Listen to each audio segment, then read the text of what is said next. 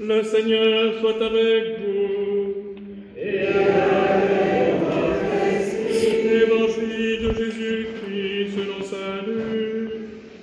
Gloire à toi, Seigneur. Un jour, des gens rapportèrent à Jésus l'affaire des Galiléens que Pilate avait fait massacrer, mêlant leur sang à celui des sacrifices qu'ils offraient.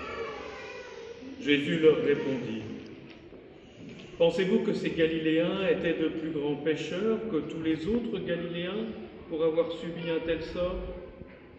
Eh bien, je vous dis, pas du tout. Mais si vous ne vous convertissez pas, vous périrez tous de même. En ces 18 personnes tuées par la chute, et ces 18 personnes tuées par la chute de la tour de Siloé, pensez-vous qu'elles étaient plus coupables que tous les autres habitants de Jérusalem? Eh bien, je vous dis pas du tout. Mais si vous ne vous convertissez pas, vous périrez tous de même. Jésus disait encore cette parabole. Quelqu'un avait un figuier planté dans sa vigne. Il va chercher du fruit sur ce figuier et n'en trouva pas. Et il dit alors à son vigneron: Voilà 3 ans que je viens chercher du fruit sur ce figuier et je n'en trouve pas. Coupe-le. À quoi bon le laisser épuiser le sol? Mais le vigneron répondit: Maître, laisse-le encore cette année, le temps que je baisse tout autour pour y mettre du fumier. Peut-être donnera-t-il du fruit à l'avenir, sinon tu le couperas. Acclamons la parole de Dieu. Louange à toi, Seigneur Jésus.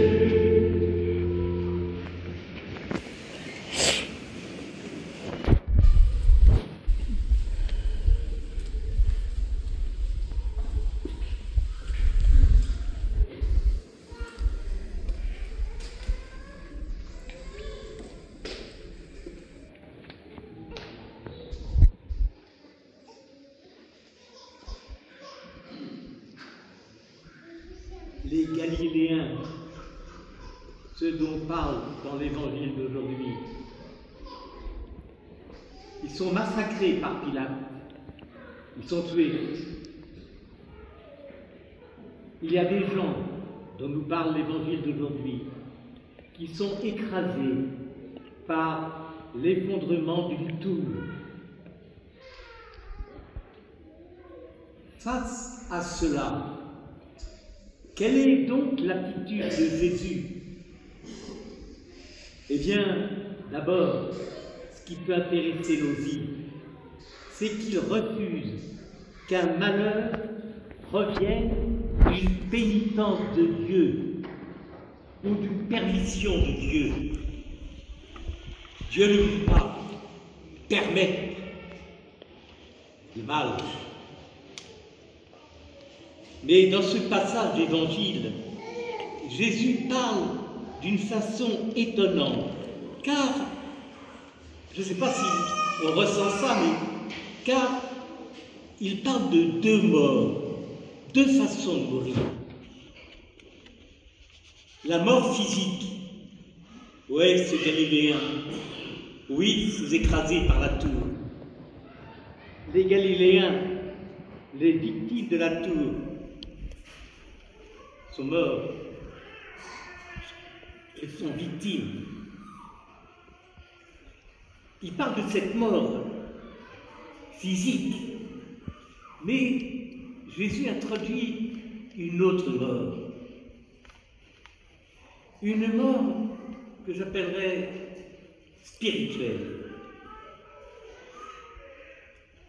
Les Galiléens, les victimes de la tour, ils n'ont pas cherché, ils n'ont pas été responsables de leur mort, comme beaucoup d'événements. Mais la mort spirituelle, amis, c'est une autre façon que quelque chose meurt en nous. C'est comme, j'emploierais ce mot que j'ai trouvé dans un confrère qui faisait cette homélie, c'est quand la mort spirituelle, c'est quand nous blessons l'amour. Qu'est-ce que c'est que blesser l'amour? Quand est-ce que je blesse l'amour? C'est quand, dans mon comportement, dans mes pensées, dans mes façons d'être, on se coupe d'une relation aimante avec Dieu ou d'une relation aimante avec mes frères et sœurs. Et quand Jésus nous dit face à cela, quel est son message? Qu'est-ce qu'il peut nous dire? Il m'interpelle dans ma vie à Bagneux ou ailleurs, aujourd'hui. Eh bien, il me dit, convertis-toi, car cette mort-là, cette mort spirituelle, c'est le produit de notre péché.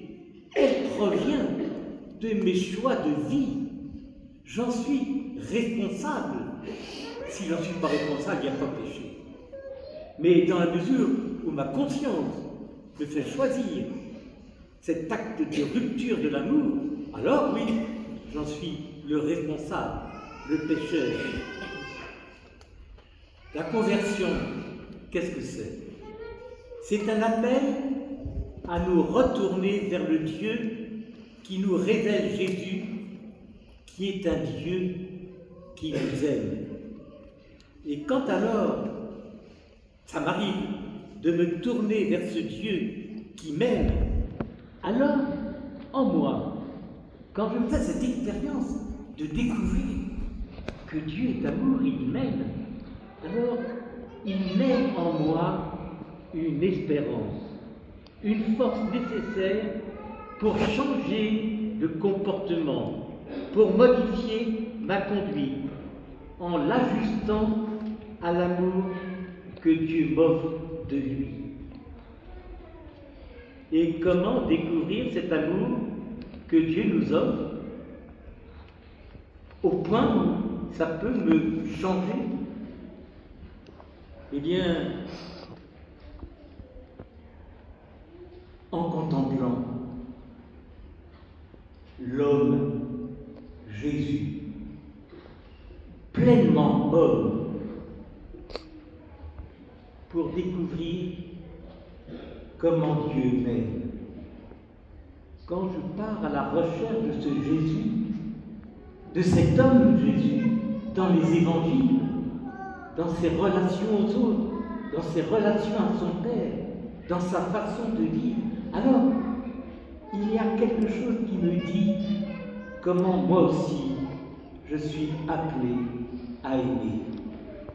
Ça m'arrive, quand je découvre ce Jésus aimant, ça m'arrive de me dire, mais moi aussi, je vis comme lui, je suis aussi aimant,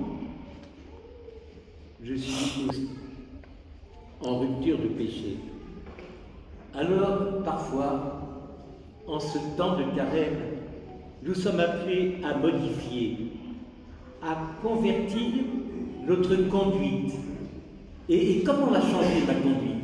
Eh bien, je vais l'ajuster à cet amour que Dieu nous offre et dont Jésus nous révèle la profondeur. Alors, j'en viens. Voilà, la première partie, c'est ça. Dieu n'a pas permis la mort de ces Galiléens. Dieu n'a pas permis la mort de ces écrasés par la tour. Dieu ne permet pas la mort, le mal.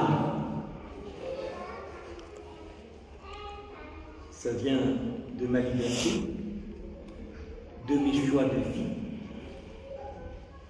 Et puis il y a un autre passage dans cette Bible, dans cet évangile. Je vais vous le partager. Il y a un figuier qui est planté au milieu d'une vigne.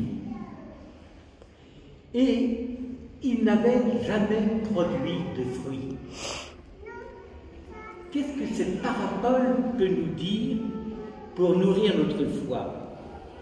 Eh bien, elle nous dit d'abord une première chose. Nous sommes appelés à porter du fruit. Est-ce que ça m'arrive, moi, le soir de me dire, mais attends, aujourd'hui, qu'est-ce que tu as porté comme fruit? Regardez ces phrases. C'est la gloire de mon Père que vous portiez du fruit en abondance. Cette phrase, elle est pour vous, elle est pour moi. C'est la grâce de mon Père que vous portiez du fruit en abondance.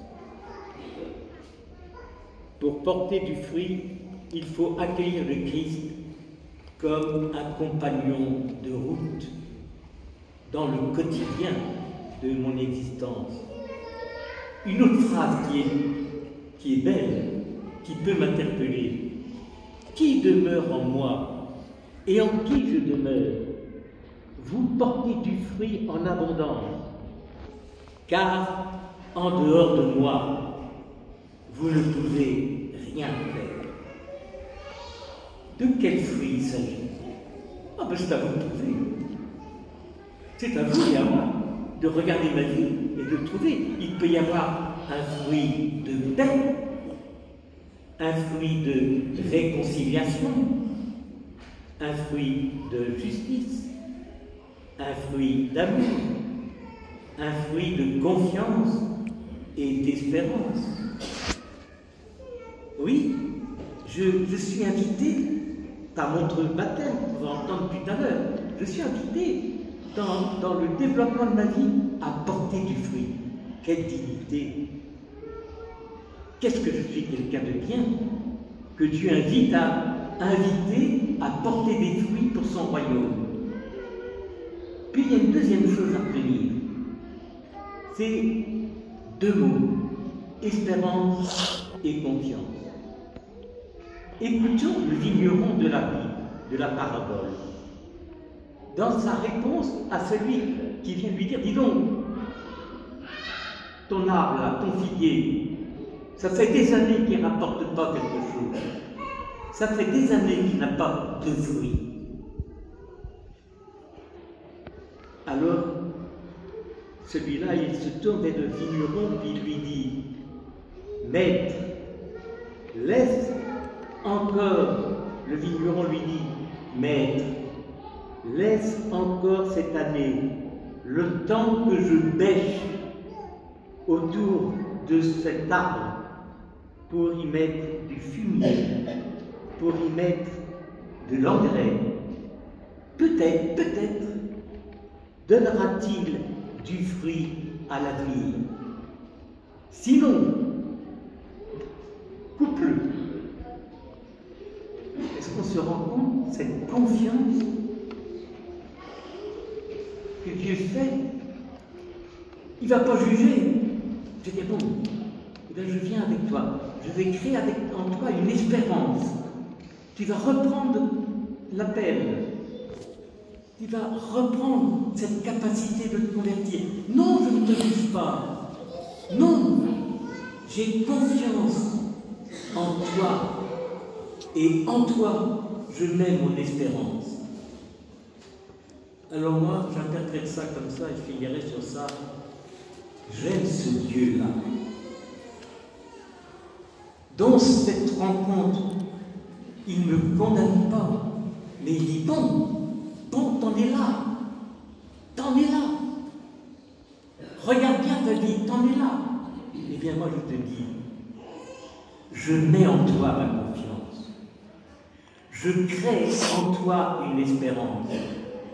Le péché n'est pas ton dernier mot. Je prends mon temps avec toi. Ah, j'aime ce Dieu-là, dont le métier n'est pas de me condamner, mais dont le cœur est de me dire, je mets en toi ma confiance. Tu peux changer. Oui, tu es pécheur. Eh bien, je te redirai toujours, c'est pas ton dernier mot. Viens avec moi, tu peux changer. Et pour finir, j'aime bien quand quelqu'un vient partager ses péchés dans le sacrement de la réconciliation.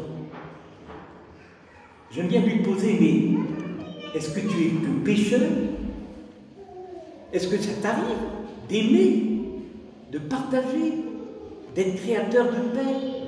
Est-ce que ça t'arrive? Et alors, il était venu pour se confesser, pour dire ses péchés, et moi je lui demande, mais est-ce que ça t'arrive pas d'aimer? Et quand il prend conscience qu'il est aussi capable d'aimer, alors renaît en lui l'espérance pour se convertir.